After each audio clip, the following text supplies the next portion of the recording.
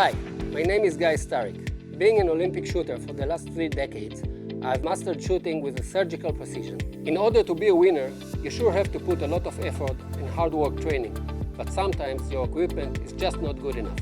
So after years of practice and research, I've developed the Starik carbon tube.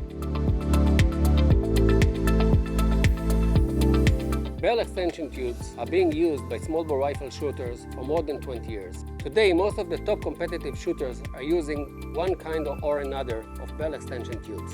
First, let's talk about the advantages of the Starik carbon tube. We will start with the 25mm collar, which is much shorter than in any other tube. It means that the choke of the barrel will be right at the muzzle.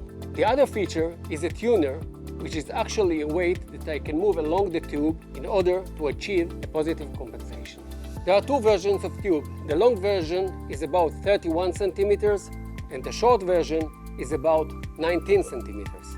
The tube length is calculated by the PRX formula based on odd harmonics, taking in account barrel length and diameter, so each tube is custom-made by barrel measurements. The tube weighs only 230 grams, which makes it comfortable to shoot for 3P and prone shooters. Usually, a faster bullet will hit higher on the target than a slower bullet. This leads to a vertical displacement on the target. Bearing in mind that even with a good ammo, the variance in speed can be as much as 30 feet per second, this is a big deal. The variance of 30 feet per second will translate to about 7mm height difference on a 50-meter target. Too much, way too much. As the bullet speeds through the barrel, it creates a whipping effect, much like a sinus wave. Thus, a faster and a slower bullet will launch from the crown of the barrel at a slightly different angle within that sinus waveform.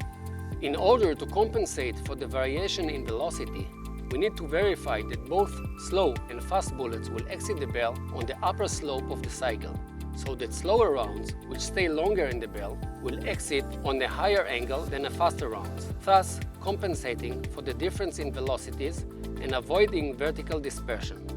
This is called positive compensation. The tuner is a weight which can be precisely positioned by steps, changing the frequency of the sinus wave, which allows you to find the sweet spot of the tuner.